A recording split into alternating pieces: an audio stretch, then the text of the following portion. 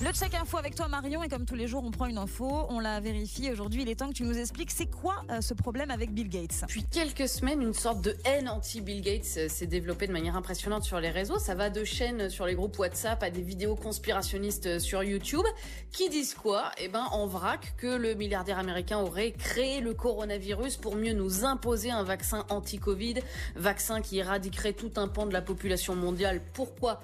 On sait pas, mais complot par-dessus le complot, ceux qui survivraient à ce vaccin se verraient implanter une puce sous la peau pour les tracer et les contrôler 24 heures sur 24. Ouais, dit comme ça, c'est un petit peu gros quand même.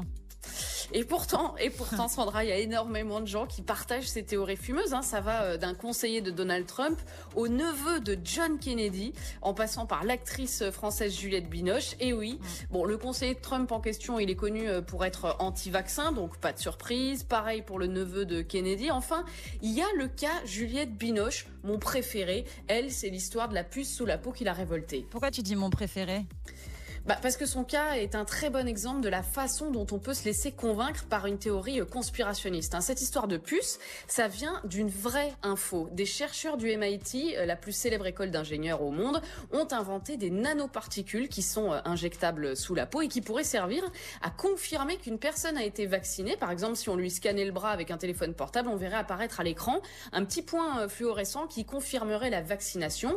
Ça servirait à simplifier notamment les visites médicales dans les pays en voie de développement. Fini le carnet de vaccination, on scanne, on sait. Or, c'est la fondation Bill Gates qui finance ce projet pour le Malawi, le Bangladesh et le Kenya. Donc ça, c'est vrai.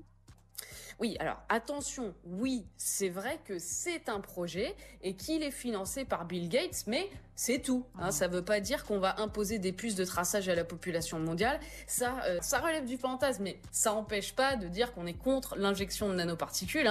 Mais en matière de traçage, si on veut vraiment s'indigner, il n'y a pas besoin d'attendre des puces sous-cutanées imaginaires, parce que vous avez déjà un smartphone avec vos applis, vos photos, vos localisations, tous les commentaires que vous écrivez, les achats que vous faites, l'historique de vos recherches, etc. Ça, c'est actuel. Et je peux me tromper, mais je pense que personne ne nous l'a imposé pour nous contrôler en secret. Move Radio, Hip Hop Nation.